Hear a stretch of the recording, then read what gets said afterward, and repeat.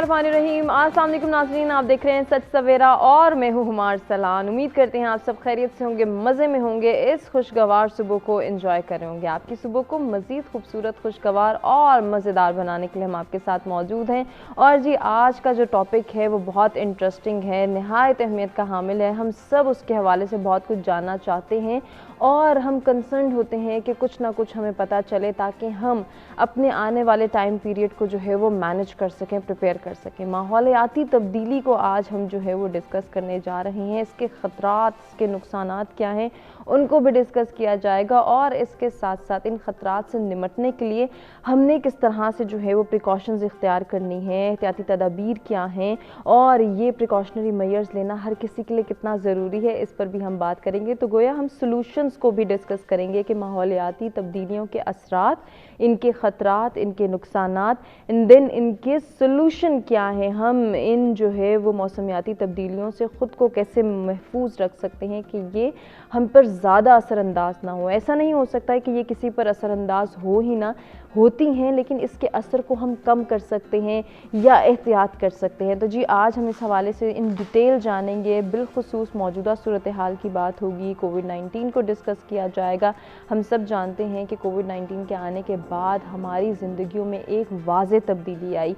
ना सिर्फ हमारी ज़िंदगियों में तब्दीली आई बल्कि माहौलियाती तब्दीली भी देखने में आई। ये माहौलियाती तब्दीली आया किसी नुकसान का सबब बनी या फिर ये बेहतरी की जानिब गई, इससे बेटरमेंट हुई, इससे कोई इम्प्रूवमेंट हुई, इसको भी हम जो है वो डिस्कस करेंगे। और आने वाले वक्त में अगर हमारी रूटीन ऐसे ही रहती है या हम अपनी रूटीन को बैलेंस करते हैं, कुछ जो है वो एहतियाती तदाबीर इख्तियार करते हैं, अपनी लाइफस्टाइल में थोड़ी बहुत चेंजिंग करते हैं, तो उससे माहौल पर क्या असरात मुरतब हो सकते हैं, इसको भी हम ज़रूर डिस्कस करेंगे। इसके साथ साथ जी वबाई अमराज के हवाले से बात होगी कि वबाई अमराज का जो है वो मौसमी तब्दीली से क्या ताल्लुक़ है और मौसमी तब्दीली के क्या असरात हैं वबाई अमराज और इनके दोनों का जो रिलेशन है, इसको भी हम इन डिटेल डिस्कस करेंगे। जब भी मौसम चेंज हो रहा होता है हम देखते हैं कुछ वायरल इन्फेक्शन बहुत तेज़ी से जो है वो असरअंदाज होती हैं, छोटे बड़े सब जो है इसकी लपेट में आ जाते हैं। तो इन वायरल इन्फेक्शन से हम किस तरह से बच सकते हैं या इनसे बचने के लिए कौन कौन सी एहतियाती तदाबीर इख्तियार करनी है, इस पर हम जो है वो इन डिटेल गुफ्तगू करेंगे। अपने मेहमानों से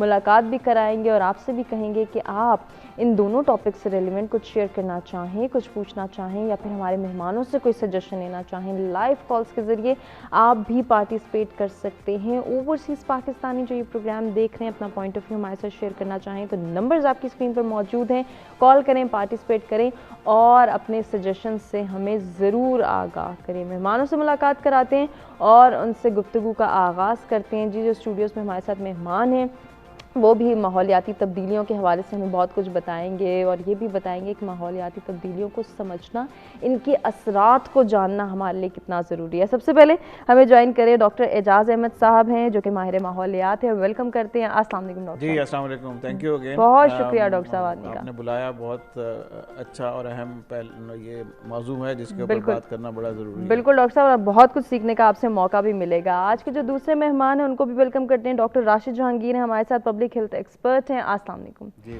बहुत शुक्रिया आपकी भी तशरीफ आवरी का। तीसरी मेहमान का भी तारुफ कराते हैं, उनको वेलकम करते हैं। मोमी सलीम है, हमारे साथ माहिर माहौलियात हैं। अस्सलाम वालेकुम। क्या हाल है मोमी, खैरियत से हैं? वेलकम करते हैं जी सबको। और माहौलियात की तब्दीली और माहौल के हवाले से जाना, डॉक्टर साहब आपसे आगाज़ करना चाहूँगी, कितना ज़रूरी है कि इस पहलू की जानिब हम गौर और फिक्र करें और इसके हवाले से कोई ना कोई अंडरस्टैंडिंग डेवलप करें?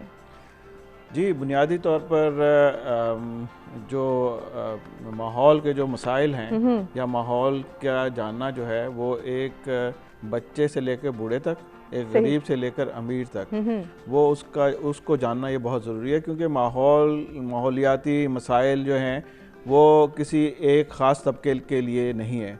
मसलन अगर हवा में पोल्यूशन है तो जो भी शख्स सांस ले रहा है उसके लिए वो अहम है कि उसका जानना कि अगर मैं ये जो सांस ले रहा हूँ इसमें जो हवा आ रही है वो किस हद तक जो है बेहतर है या कितनी पोल्यूटेड है, तो और उसका वो इसी तरह मुतासिर होगा जिस तरह के एक आम शहरी उसी तरह मुतासिर होगा जिस तरह के हमारे जो एलीट क्लास है वो।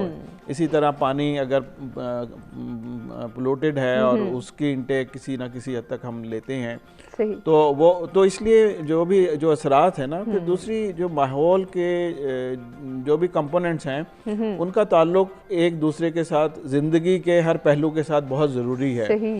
जिस तरह के अगर आप बाद में भी हम इस पे डिस्कस करेंगे कि अगर जो देखें कि पानी पोल्यूटेड है तो उससे जो बीमारियां होती हैं, बिल्कुल, वो अगर हमें उसका बारे में पता ही नहीं है कि ये पानी पीने से ये बीमारी होती है, ये एयर को अगर हम लेते हैं इस पोल्यूटेड एयर को, तो हमारे लंग्स के ऊपर कितना जो है असर हो सकता है, हमारी स्किन को किस तरह वो मुतासिर कर सकती है, तो उस हवाले से जानना बहुत ज़रूरी है। बिल्कुल बहुत ज़रूरी है और इस पर रोशनी डालना भी ज़रूरी है कि ये हमारी सेहत को किस तरह से मुतासिर कर रहा है। तो डॉक्टर राशिद साहब, आप इसमें क्या ऐड करेंगे, सेहत को माहौल किस तरह से मुतासिर करता है?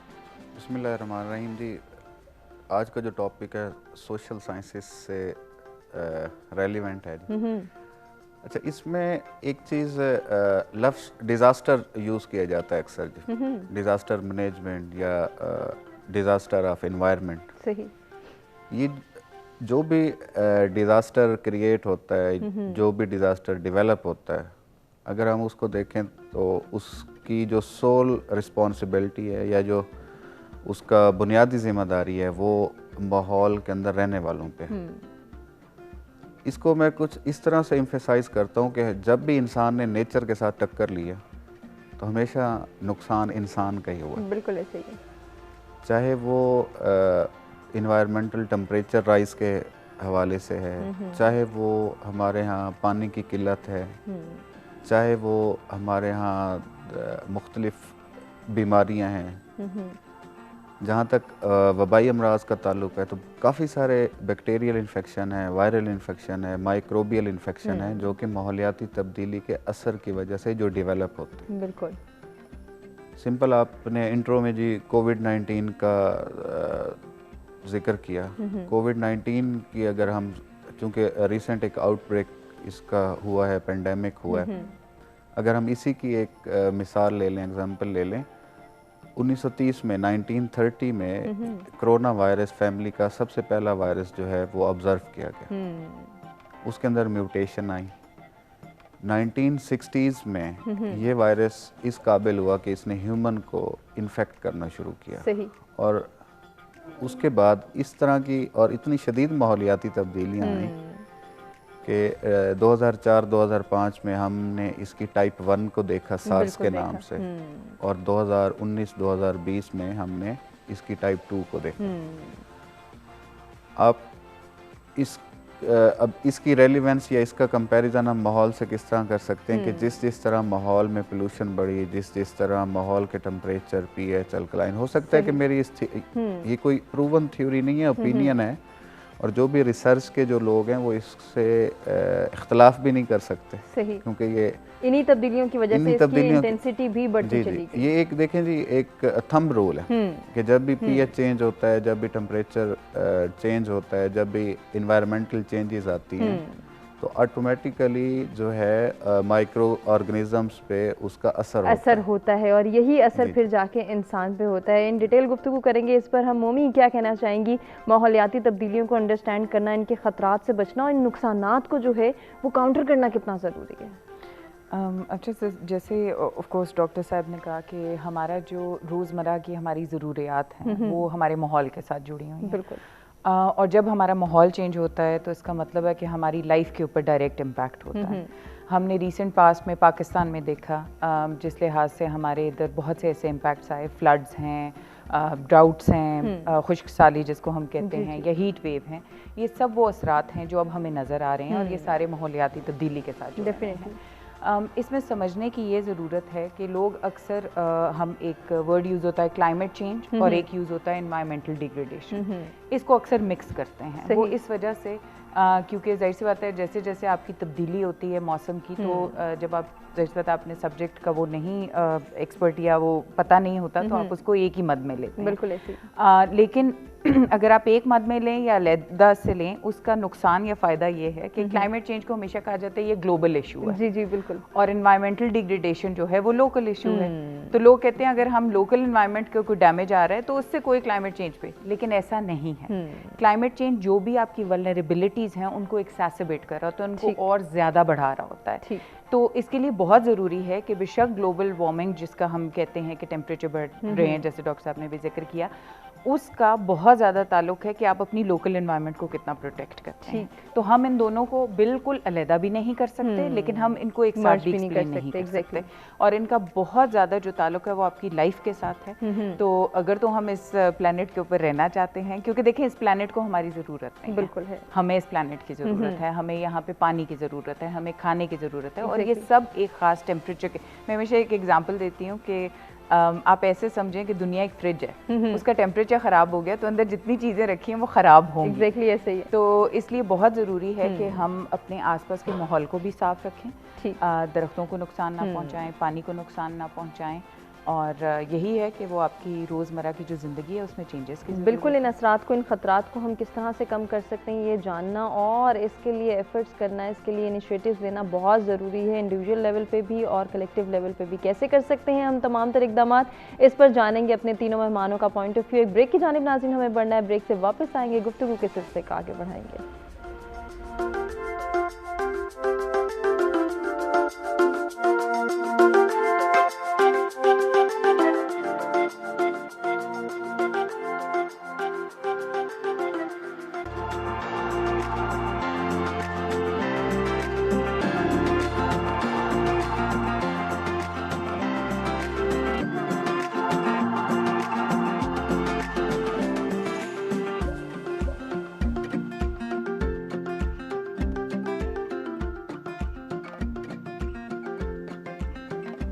जी वेलकम बैक। एक मरतबा फिर से सच सवेरा में आपको कहेंगे खुश आमदीद। माहौलियाती तब्दीलियों के ख़तरात, असरात और नुकसानात हम जान रहे हैं और फिर इनके लिए सोल्यूशंस क्या हैं उन पर भी बात होगी। ब्रेक पे जाने से कबल माहौलियाती तब्दीलियों को समझना कितना ज़रूरी है इस पर हम बात कर रहे थे। अब डॉक्टर साहब हम आते हैं कि माहौलियाती तब्दीली होती क्यों है। इसकी एक बहुत बड़ी रीज़न है पोल्यूशन, जो कि हमारी पैदा करता है, हमारी क्रिएट करता है। जब तक हम जो है वो आलूदगी को नहीं समझेंगे, हम माहौलियाती तब्दीलियाँ और उसकी ख़तरनाक रात को नहीं समझ पाएंगे।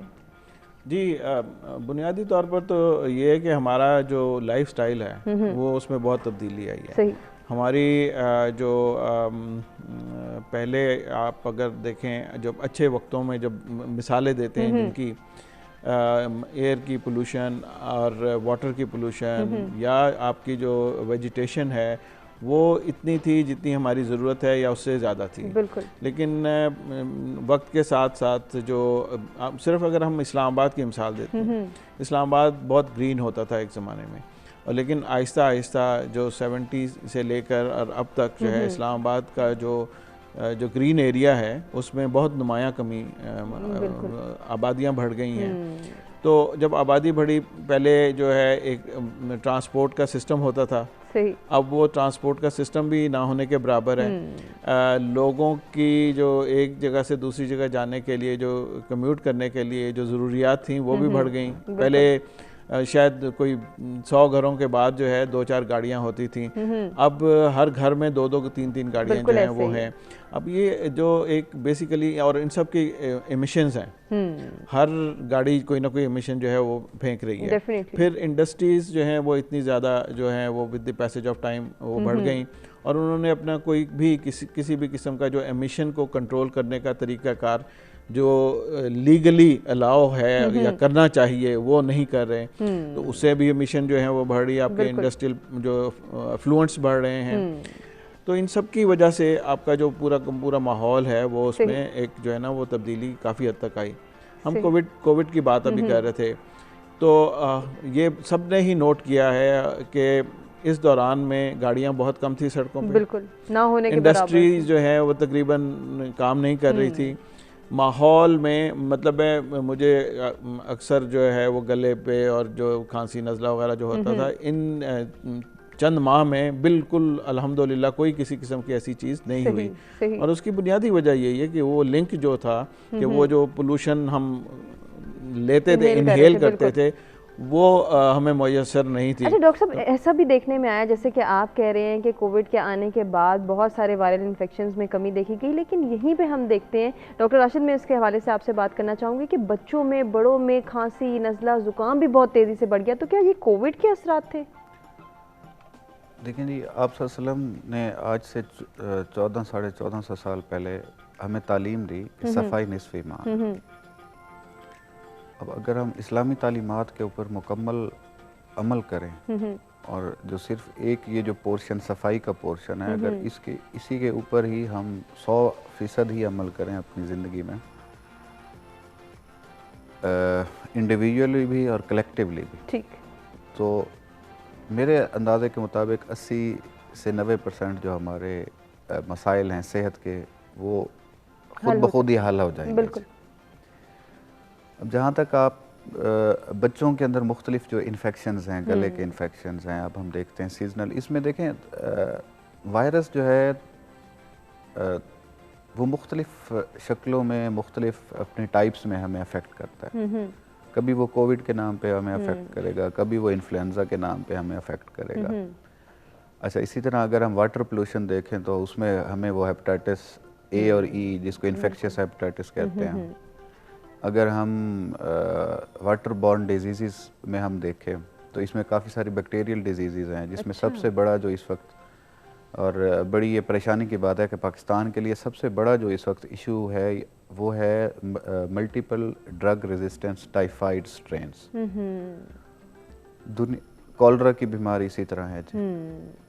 जितने भी इस वक्त दुनिया के डेवलप्ड कंट्रीज़ हैं या जिन लोगों ने अपनी हाइजीन का ख्याल रखा, वहाँ पे कॉलरा की बीमारी इस वक्त ज़ीरो हो चुकी है, ख़त्म हो चुकी है।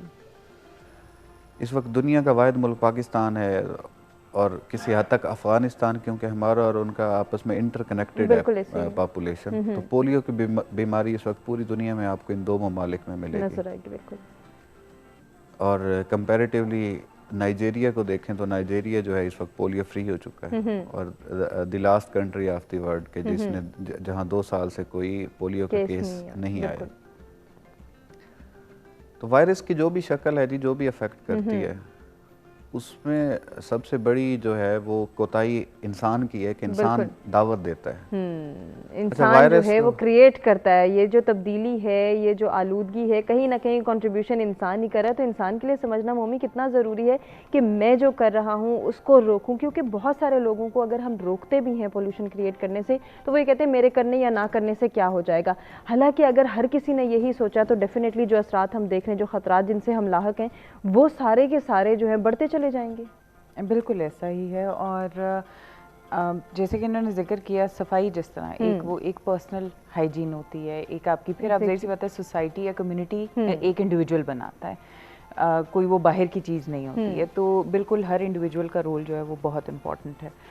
इस पे जिस हवाले से मैं बात करना चाहूँगी, क्योंकि अभी हम एक रिसर्च प्रोजेक्ट भी कर रहे हैं ट्रांसपोर्टेशन के हवाले से, और हमें पता है कि एयर पोल्यूशन जिस तरह से हमने लाहौर में देखा, स्मोक का जो स्मोक का हमें इशू लाहक था, वो इसी वजह से था कि उसमें काफ़ी हद तक ट्रांसपोर्टेशन जो है, जिस तरह का फ्यूल हम यूज़ करते हैं, उसका बहुत ज़्यादा रोल था। पहले तो हमारे फ्यूल की क्वालिटी बहुत पूरी दुनिया से जितनी सही नहीं थी। अब यूरो 5 पे ये लोग जो है अभी स्टार्ट होने वाला, ये हो चुका है, लेकिन अगेन वो कब तक वो हर जगह वो मौजूद होगा, क्योंकि I think if I am not wrong तो सब कंपनीज़ में सर वो नहीं अभी इंपोर्ट कर रहे, वो आई थिंक कोई एक स्पेसिफिक जो पेट्रोलियम की हैं वो कर रहे हैं। बट एनीवे, कहने से ये मुराद कि आपकी एक इंडिविजुअल रिस्पॉन्सिबिलिटी है। अगर अब हमने अपनी लाइफ को इतना ईजी करना शुरू कर दिया कि जिस तरह की एनर्जी की चॉइसेस हम कर रहे हैं, अगर गाड़ी के अंदर हमारा पेट्रोल है तो जाहिर सी बात है उससे आलूदगी फैलती है।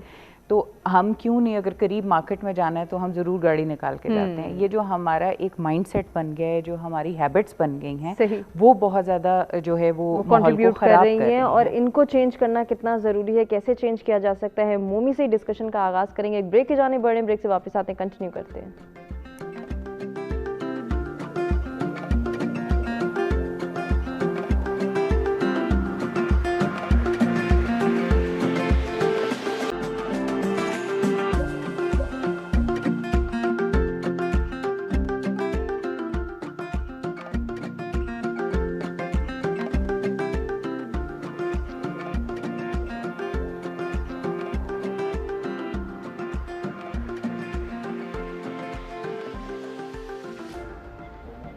जी, माहौलियाती तब्दीलियों के ख़तरात, असरात हम डिस्कस कर रहे हैं और इन नुकसानात से कैसे बचा जा सकता है, इसके लिए हमने किस तरह से इक़दामात करने हैं, कौन से प्रिकॉशनरी मेजर्स इख्तियार करने हैं और प्रिवेंशन कितनी ज़रूरी है, इस पर हम जो है वो गुफ्तगू करते। ब्रेक पे जाने से कबल हमने कहा था कि जब हम वापस आएंगे मोमी से ही डिस्कशन करेंगे। जो माइंडसेट चेंज करने के हवाले से मोमी हम बात कर रहे थे, उसके लिए आपके पास क्या सोल्यूशंस हैं, क्या सजेशंस हैं, कैसे ये माइंडसेट चेंज हो सकता है कि हम कंट्रीब्यूट नहीं करें या हमारे करने या ना करने से कुछ नहीं होगा। इसके लिए वही सोशल एजुकेशन और फॉर्मल एजुकेशन। हमारे इधर काम भी शुरू हुआ था किस तरह से जो है इंटीग्रेट किया जाए इस वक्त एजुकेशन के अंदर क्लाइमेट चेंज की स्टडीज़ को या एनवायरनमेंट की स्टडीज़ को एक किस्म का मेन स्ट्रीम कर दिया जाए।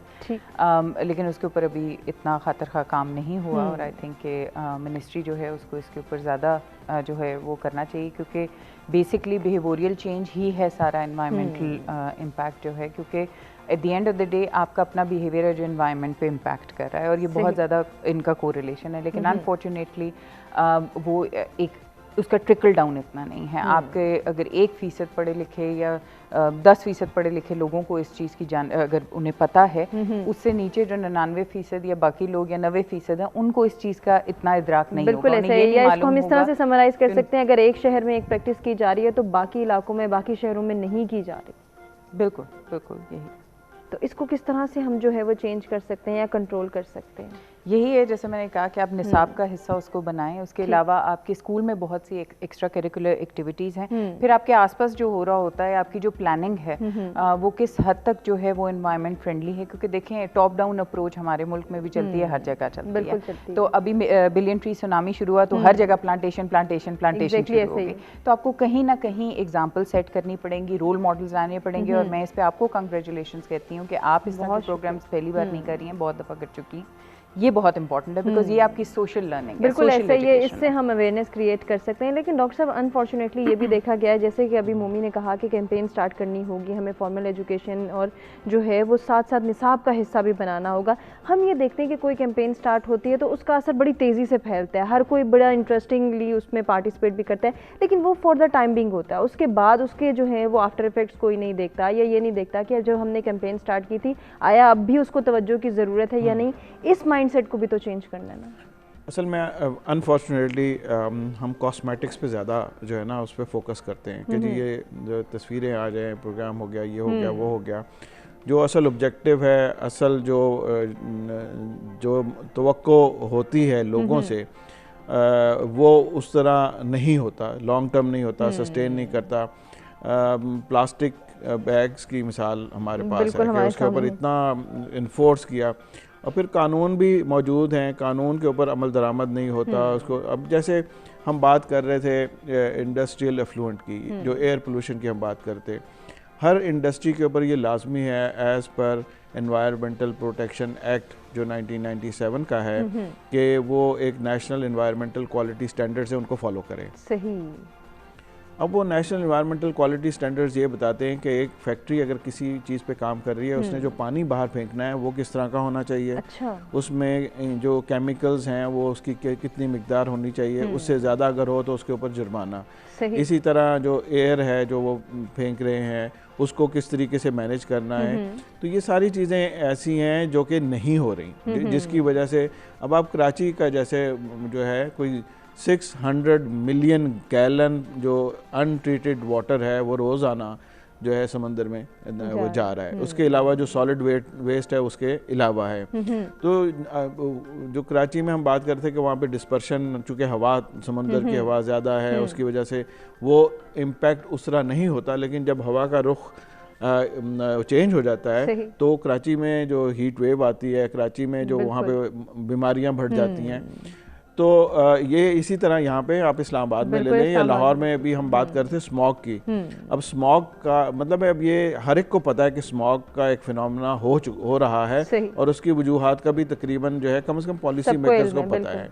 लेकिन क्या हम वो ऐसा काम कर रहे हैं जिससे वो उसको उसकी इंटेंसिटी कम हो रही है? नहीं। क्या बर्निंग जो वहाँ पे ये चावल की फसल जो उस वक्त हार्वेस्ट होती है उसके जो वो जलाते हैं उसको हम कंट्रोल करें, यानी डॉक्टर साहब। और यही इस्लामाबाद की सिचुएशन जिसको हम हाईलाइट भी करेंगे और इसके बाद से डिस्कशन भी करेंगे। ब्रेक की जाने बड़े, ब्रेक से वापस आते कंटिन्यू करते हैं।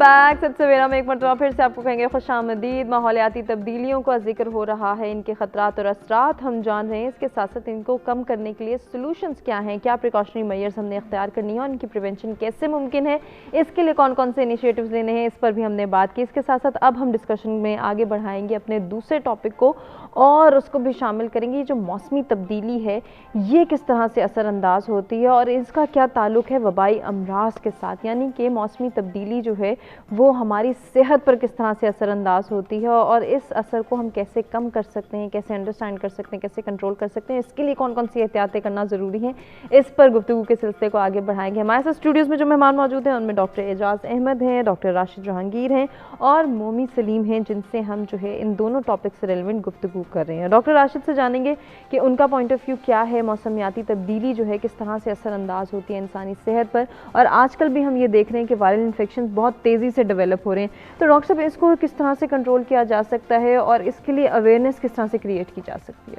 अच्छा जी, कंट्रोल के हवाले से जो बेसिक चीज़ें हैं जी, बुनियादी चीज़ें हैं, हेल्थ के पॉइंट ऑफ व्यू से अगर हम चीज़ें अपने से ही स्टार्ट करें, पानी जहाँ पे मिनरल वाटर को यूज़ नहीं कर रहा तो एटलीस्ट वो पानी उबाल के उसको ठंडा करके पी सकता है। काफ़ी सारी बीमारियाँ उससे, आप घर में आप सफाई करते हैं। आजकल कोविड-19 ने हमें इतना एक एजुकेट कर दिया कि मास्क का हम इस्तेमाल करें, तो डस्ट एलर्जीज़ हैं जो एयर पोल्यूशन से होती हैं, तो काफ़ी सारी एलर्जीज़ तो हम खुद अपने आप को लगाते हैं कि जिस वक्त हम इवन जिसके पास मास्क नहीं है तो हमारे देहातों में ख़वातीन जो है दुपट्टे को बहुत फ्रीक्वेंटली इस्तेमाल करती हैं। अच्छा, कुछ लोग ये भी कंप्लेन करते हैं कि मास्क की वजह से हमें एलर्जी हो जाती है, ये बात एग्जिस्ट करती है? मास्क देखें, अगर इस तरह का कोई है, बिल्कुल जी इसका एग्जिस्टेंस है, पॉसिबिलिटी है। अगर आपको मास्क के भी मुख्तलिफ टाइप्स हैं ना, सही। अगर जो मास्क आपको मार्केट में अवेलेबल है, अगर उससे आपको उसके फाइबर्स से आपको एलर्जी हो रही है तो आप कपड़े का मास्क यूज़ करें। ठीक।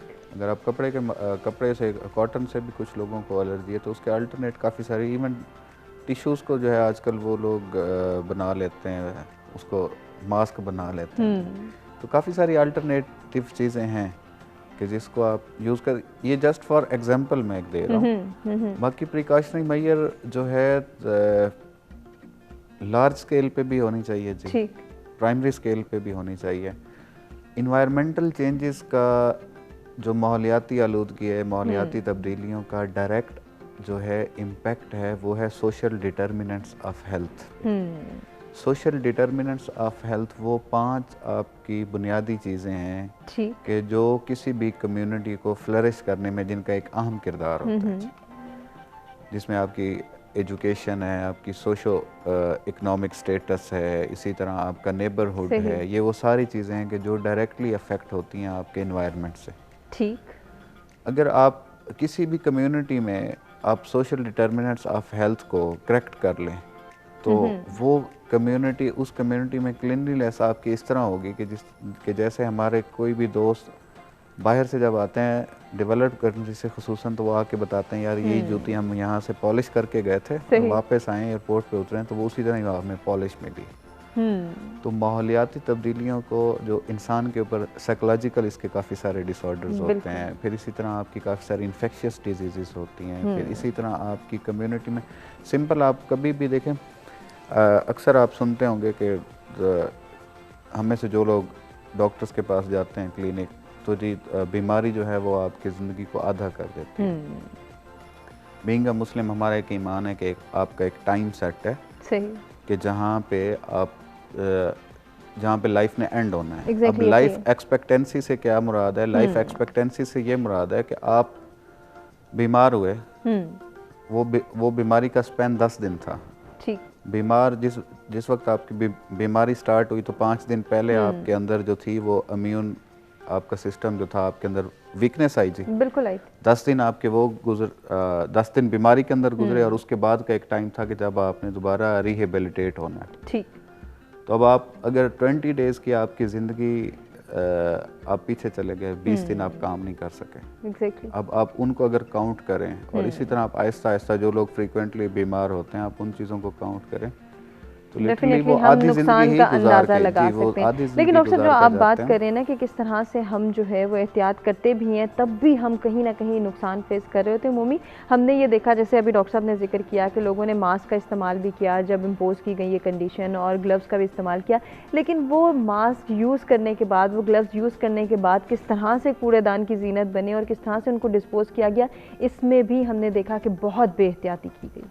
बिल्कुल, इससे बल्कि मैं आपको एक बात बताऊं तो मैं गुजर रही थी ब्लू एरिया रोड से और वहाँ पे ये कोरोना के दिनों की बात है और उस वक्त तो हम लोग ज़्यादातर बाज़ारों में नहीं जाते थे, लेकिन मैं गुजर रही थी और एक कोई गार्ड गुजर रहे थे जिनके पास इतने वसाइल नहीं होंगे कि वो मास्क अफोर्ड कर सकें, और सड़क की साइड पे जो है वो मास्क पड़े हुए थे और उन्होंने वही उठाए, और मुझे नहीं पता कि वो घर जाकर उन्होंने धोए होंगे नहीं धोए होंगे, बट आप ये देखें कि सिर्फ इसमें आप माहौल को ख़राब नहीं कर रहे हैं बल्कि आप बीमारी को तकवीयत दे रहे हैं। डेफिनेटली। तो एक तो ये इससे जुड़ी हुई चीज़ है। दूसरी चीज़ ये है कि डिस्पोजेबल कल्चर जो हमारे इधर आ गया है, मुझे याद है जब हम बड़े हो रहे थे तो हमें अगर हम किसी भी बेवरेज की बोतल बाज़ार से ख़रीदते थे तो हमें वो वापस करनी पड़ती थी।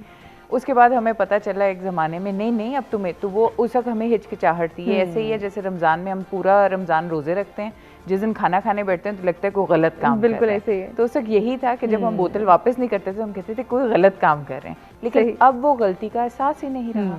अब अगर आप देखें तो आपके पास प्लास्टिक की बोतल गाड़ी के अंदर 10 पड़ी होंगी, बिल्कुल ऐसे या आपका हमारे में जो कल्चर डिस्पोजेबल है ना, जो रीयूज ना करने का एक हमारे अंदर अनफॉर्चुनेटली, देखिए मास्क के हवाले से मैं कहूँगी वो अब डॉक्टर साहब बता सकते हैं, ज़ाहिर बात है उसे कहा गया था कि आप कपड़े के मास्क यूज़ ना करें क्योंकि इसके एक सर्टन लेयर है और वो सारी बातें, उस पर मैं कमेंट नहीं करूँगी। लेकिन at the end of the day अगर आप डिस्पोजेबल यूज़ भी कर रहे हैं तो आप एक तो अगर उसको रीयूज़ कर सकते हैं ज़रूर करें, लेकिन अगर नहीं कर सकते तो खुदारा उसको डिस्पोज ऑफ से करें। लेकिन डिस्पोज ऑफ के साथ कनेक्टेड है आपकी पॉलिसी। अगर आपकी वेस्ट मैनेजमेंट सही नहीं है, अगर आपका, तो फिर आप उसको डिस्पोज भी कहाँ करेंगे। बिल्कुल, ये जैसे आप इस्लामाबाद में देखें तो डस्टबिन जो हैं, मैं अगर कूड़ा एक जगह अपनी गाड़ी में डालूं तो दूसरे एंड तक वो मेरी गाड़ी में क्यों होता है, क्योंकि मुझे रास्ते में डस्टबिन नहीं नजर आता। तो आपका वो इंफ्रास्ट्रक्चर भी डेवलप नहीं हुआ। बिल्कुल, ये बहुत ज़रूरी है कि पॉलिसी मेकर्स भी यहाँ पे तवज्जो दें, और जो ये रीयूज़ का और रिसाइकिल का कल्चर है इसमें भी हमें बहुत ज़्यादा नेग्लिजेंस नज़र आती है। उसके लिए क्या सोल्यूशंस हैं, क्या सजेशंस हैं? डॉक्टर साहब,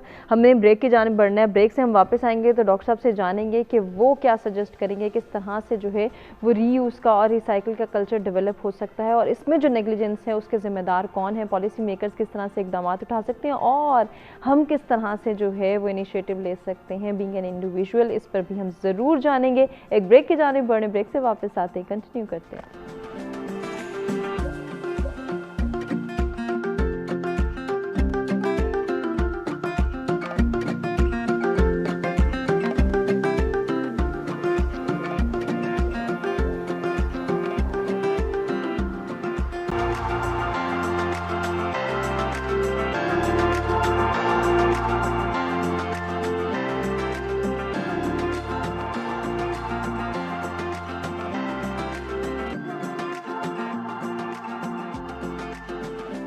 जी वेलकम बैक। एक मरतबा फिर से आपको सच सवेरा में कहेंगे खुश आमदीद। ब्रेक पे जाने से कबल हम जो है वो डॉक्टर एजाज साहब से गुफ्तगू करना चाह रहे थे और उनसे जानना चाहते हैं जो हमारे यहाँ माइंडसेट चेंज हो रहा है, और इस माइंडसेट के चेंज होने में हमने कंट्रीब्यूशन करना है कि हम किस तरह से माहौलियाती तब्दीली को कंट्रोल कर सकते हैं या फिर आलूदगी को कंट्रोल कर सकते हैं। तो डॉक्टर साहब, जो मोमी ने बात की थी उसी को अगर कंटिन्यू करते हैं तो डेफिनेटली हम ये देखते हैं कि हमारे यहाँ ये कल्चर नहीं है, ना ही रिड्यूस का, ना ही रीयूज़ का, ना ही रिसाइकिल का, और अगर है भी तो उसमें बहुत ज़्यादा नेग्लिजेंस है। तो इसमें पॉलिसी मेकर्स क्या किरदार अदा कर सकते हैं?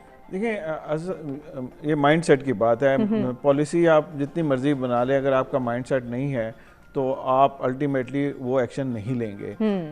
अगर मैं थोड़ा पीछे जाऊं, जो हमारे बचपन में कोई भी चीज़ अगर ऐसी नहीं थी कि जो कि कूड़े में जाती थी, मतलब वो जो है घर की जो भी चीज़ें ऐसी होती थी कि इस्तेमाल होती थी सवाए चंद एक चीज़ों के, जैसे अखबार वाला जो है वो रद्दी वाला आता था, उसको रद्दी वाले को जाती थी और उसके वो लिफाफे या शॉपिंग बैग्स जो उस वक्त होते थे वो बनते थे। इवन दो जो हम अब चीजें कूड़ा करकट की जीनत बना देते हैं उसको भी जो है वो खाद के तौर पे यूटिलाइज करने का सोचा मतलब जाता हर चीज़ का इस्तेमाल होता था। बिल्कुल। अब वो जो हैं ट्रेडिशंस जो हैं वो तो बेसिकली जो है ये एक प्रैक्टिस की बात है, ये माइंडसेट की बात है।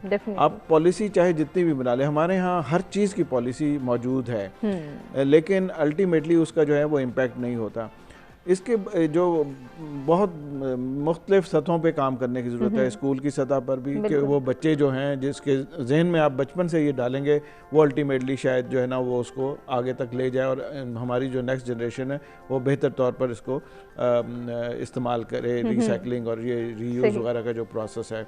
उसके अलावा मैं ये समझता हूँ कि मीडिया इक्का दुक्का प्रोग्राम जो महीने 2 महीने बाद अगर होता है उससे वो इम्पेक्ट नहीं होता। और प्राइम टाइम पे जो अगर बात की जाए, चाहे वो हफ्ते में एक दफ़ा कोई ऐसा वो सियासत पे बहुत ज़्यादा लोगों को बताया जाता है, लेकिन उससे किसी भी किस्म के आपके सोशल जो इंडिकेटर्स हैं वो बेहतर नहीं होंगे, लड़ाई झगड़ा ही बढ़ता है। बिल्कुल। फिर मैं समझता हूँ कि एक बहुत बड़ा जो हमारा मजहबी जो तबका है, उलमा हैं, उनको इंगेज करना बहुत ज़रूरी है, क्योंकि उनका इम्पैक्ट जो है, और कैप्टिव ऑडियंस होते हैं उनके पास, ख़ास तौर पर जुम्मे का जो खुतबा होता है उसमें अगर वो इसके बारे में भी बताएं, बाकी चीज़ें भी बताएं, तो उसका इम्पैक्ट जो है वो ज़्यादा है। और ये सारी की सारी ऐसी चीज़ें हैं जिस अभी पहले भी डॉक्टर साहब ने भी बताया कि इस्लामी तालीमात जो हैं वो हर वो चीज़ जो कि हमें करनी चाहिए, आज जो तरक्की याफ्ता ममालिक हैं वो कहते हैं, वो इस्लाम ने हमें बहुत पहले ही कहा था कि आपने ये करना है। बिल्कुल, सिर्फ हमने उसको अपनी लाइफस्टाइल का हिस्सा बनाना है, वो प्रैक्टिस जो है वो यकीनी बनानी है। इम्तियाज़ हमारे रेगुलर कॉलर कराची से हमारे साथ मौजूद हैं, देखते हैं क्या शेयर करना चाहेंगे। अस्सलाम वालेकुम इम्तियाज़। वालेकुम अस्सलाम मैम, सारे इंटेलेक्चुअल हैं, बड़ी अच्छी गुफ्तगू हो रही है, अल्लाह खुश रखे। मैं सिर्फ इसमें ऐड ये करना चाहता हूँ कि वबाई अमराज का मौसमी जो तगय्युर पजीरी है उससे तो इस पर इफेक्ट पड़ता ही है। मैं सिर्फ ये अर्ज करना चाहता हूँ कि 3 चीज़ें अगर कर दी जाए तो उससे इस पर काबू पाया जा सकता है। नंबर 1 कि सफाई, जिसका हमारे मजहब में भी है कि सफाई निस्फ़ ईमान, और दूसरा हर बंदा शजरकारी को इबादत समझकर शजरकारी की भरमार करे और कूड़ा करकट सही जगह पे रखे और सफाई सुथराई हो तो इंशाअल्लाह ताला वबाई अमराज ना तो फैलेगी और ना इससे मसला होगा, बल्कि इससे मौसम बहुत अच्छा हो जाएगा। तो वही है कि उस तबके से जो इस काम को निगरानी कर रहा है, शजरकारी पे हर जगह, कराची, लाहौर, पेशावर, जहाँ जहाँ भी है, इस पे काम करे तो इंशाअल्लाह ये बड़ा सूदमंद होगा। और हमारे गुलिस्तान जौहर में भी शजरकारी की भरमार की जाए, जिसकी रफ्तार बहुत सुस्त है। अस्सलाम वालेकुम। बहुत शुक्रिया इम्तियाज़, आपने पार्टिसिपेट किया और अपना पॉइंट ऑफ व्यू हमारे साथ शेयर किया। डॉक्टर अरशद, जिस तरह से वबाई अमराज की बात हो रही है, इनको कम करने की बात हो रही है, हम एक और चीज़ देखते हैं, एक और माइंडसेट देखते हैं कि हमारे यहाँ अगर छोटी सी भी इन्फेक्शन जन्म ले रही है, छोटा सा भी वायरल हमारे अटैक हो रहा है या फिर कोई सीजनल फ्लू हो रहा है, बुखार हो रहा है, हम सेल्फ मेडिकेशन को जल्दी से प्रमोट करते हैं और कोशिश करते हैं कि हम घर पे ही इसका कोई ना कोई हल निकालने। ये भी नुकसान का सबब बन रहा है हमारे बच्चों के लिए। देखिए जी, इसमें सबसे बड़ी चीज़ है लैक ऑफ एजुकेशन, और इसमें दूसरी जो चीज़ है वो है unavailability of facilities. General phenomena है जी कि हमारे सरकारी अस्पतालों में सारी सहूलियात मौजूद हैं। जिस कम्युनिटी से मैं हूँ, इस कम्युनिटी के भी लोग गैर जिम्मेदारी का सबूत देते हैं। ठीक। आज हम माहौल को बैठ के रो रहे हैं, इसमें भी हम देखें तो इंडिविजुअल लेवल पे भी हम लोग ही जिम्मेदार हैं, पॉलिसी मेकिंग के लेवल पे भी हम लोग ही जिम्मेदार हैं। तो जब तक हम अपने ज़मीर के मुताबिक फ़ैसले नहीं लेंगे, जब तक हम अपने साथ खुद इंसाफ नहीं करते, तब तक आप मुआशरे के साथ इंसाफ नहीं कर सकते। हमारे सरकारी इदारों में बैठे हुए जो हेल्थ के लोग हैं, अगर वो जो भी हैं वो प्रॉपरली अगर अपनी ड्यूटी सर अंजाम दें तो प्राइवेट सेक्टर में जाने की ज़रूरत ही नहीं पड़ेगी। अब एक इसमें अब देखें ना, एक सोशल इकोनॉमी का एक फैक्टर आ जाता है। एक बेचारा गरीब कि जो जिसके जहन में ये होता है कि जी मैं प्राइवेट क्लिनिक पे जाऊंगा तो वहाँ पे सिर्फ मेरी कंसल्टेशन ही 200 या 300 रुपए, वो मैं बचाने के लिए क्यों ना मैं डायरेक्ट मेडिकल स्टोर वाले के पास जाऊँ, उसको मैं बताऊँ। 200-300 वाले तो डॉक्टर साहब अब ज़माने चले गए, अब 2000-3000 से बात शुरू होती नहीं, है। 2000-3000 में जो है ना वो आपको जो स्पेशलाइज्ड और जो प्रोफेशनल डॉक्टर हैं वो चेक करेंगे। सही। जो नॉन प्रोफेशनल लोग हैं या जिन्होंने कहीं ना कहीं सीखा हुआ है, क्वैकरी को भी आजकल तो क्वैक 200-300 लेते हैं, बिल्कुल।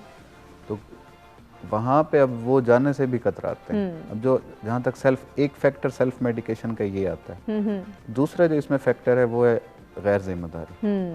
कुछ लोग इस चीज़ को बड़ा फ़ख्र समझते हैं कि जी मैं बीमार हूँ और मैंने कोई मेडिसिन यूज़ नहीं करनी। बिल्कुल, हालांकि ये भी हमारी सेहत को शदीद नुकसान पहुंचा रहा है। मेडिसिन यूज़ ना करना या मेडिसिन यूज़ करना कोई जुर्रत की बात नहीं है। अगर आपको अल्लाह ताला ने वसाइल दिए हैं तो आप एटलीस्ट मशवरा तो लें, कंसल्टेशन तो करें। और कभी भी जो प्रोफेशनल बंदा होगा, इवन मुझसे अब कई लोग जो है वो मशवरा लेते हैं फ़ोन पे, सही बातचीत करते हैं। डॉक्टर साहब, इसको हम कंटिन्यू करेंगे, कुछ सॉल्यूशंस और सजेशंस की बात करेंगे। एक ब्रेक की जानिब बढ़ें, ब्रेक से वापस आते कंटिन्यू करते हैं।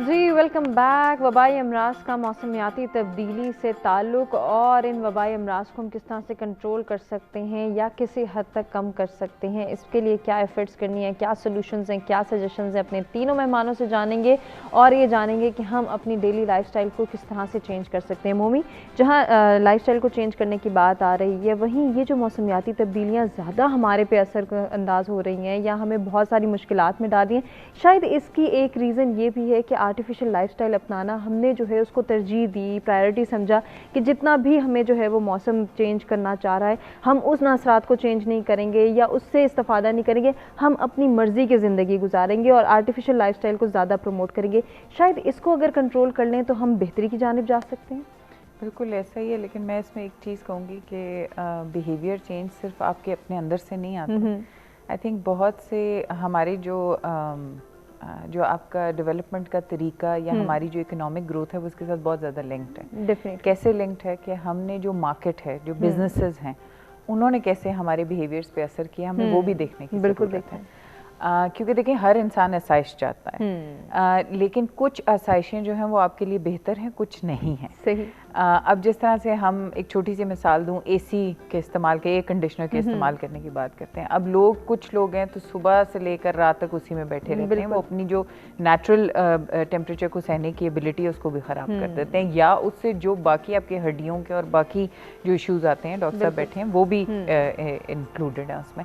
तो अब देखें कि किस तरह से वो हमें सेल किया गया, लेकिन उसका यूजेज किस पे है, वो मैंने करना है। मैं लगा लूँ घर में, लेकिन ठीक है जहाँ बहुत ज़्यादा टेम्परेचर मैं ना बर्दाश्त कर सकूँ वहाँ तक लगाएं, और उसको टेम्परेचर रेगुलेट करने के लिए यूज़ करें, ना कि टेम्परेचर को तब्दील करने के लिए। इसी तरह से आसाइशों में और चीज़ें आ जाती हैं। गाड़ी है वो आपके लंबे सफ़र के लिए बनाई गई है, ये नहीं कि अगर आपका 5 मिनट की दूरी पे अगर आपका ऑफिस या आपका कोई ज़रूरत की चीज़ है तो आपने ज़रूरी नहीं है कि गाड़ी निकालनी है, तो वो एक विशियस सर्कल बन जाता है। तो इसमें बहुत ज़्यादा मैं कहूँगी कि मैं हमेशा 3 पिलर्स का जिक्र करती हूँ सस्टेनेबल डेवलपमेंट का, इकोनॉमिक, सोशल और आपका एनवायरमेंटल। ठीक।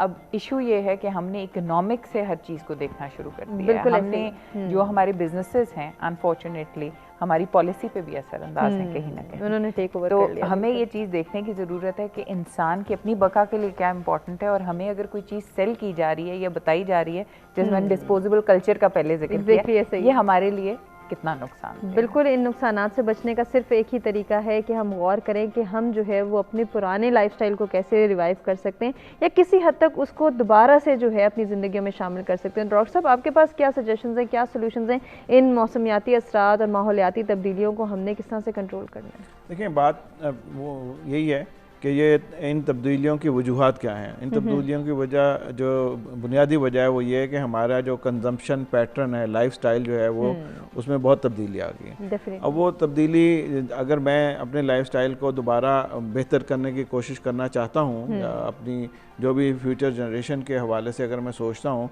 तो मुझे अभी कोई ना कोई ऐसे स्टेप लेने होंगे, वह अपने से शुरू करके कि मैं ये देखूं क्या जो कुछ भी मैं कर रहा हूं मुझे उसकी क्या वाकई ज़रूरत है या नहीं है। सही। जो एक टर्म यूज़ होती है कार्बन फुटप्रिंट, कि जो भी मैं अगर मुझे यही जिस तरह अभी मोमी ने बात की कि गाड़ी अगर मैं इस्तेमाल कर रहा हूँ क्या मुझे वाकई उस इस्तेमाल की ज़रूरत है, या जो मैं और दूसरे काम कर रहा हूँ, मतलब है कि घरों में जो अगर एक से ज़्यादा गाड़ियाँ हैं क्या उसकी ज़रूरत है, या फिर बिजली का जो इस्तेमाल है वो मैं सही तरीके से कर रहा हूँ। अगर 5 लाइटें वैसे ही जल रही हैं क्या मैं उसको बंद कर रहा हूँ। बिल्कुल। पानी का इस्तेमाल, जी पानी का इस्तेमाल जो है, अब पानी इस वक्त पाकिस्तान जो है वो एक ड्राउट की तरफ जा रहा है, जो अगले चंद सालों में पर कैपिटा जो अवेलेबल पानी है वो आहिस्ता आहिस्ता कम होता जा रहा है। एक तो पानी कम हो रहा है, आबादी बढ़ रही है, तो उसके हिसाब से जो पर कैपिटा पानी की ज़रूरत है वो बहुत कम होगी। पानी का ज़िया हमारे यहाँ बहुत ज़्यादा होता है। बिल्कुल, क्योंकि हम अवेयरनेस नहीं देते। अगर हमने ये कहा कि कोविड-19 के आने के बाद 20 सेकंड तक हाथों को धोना है, तो ये बताना भूल गए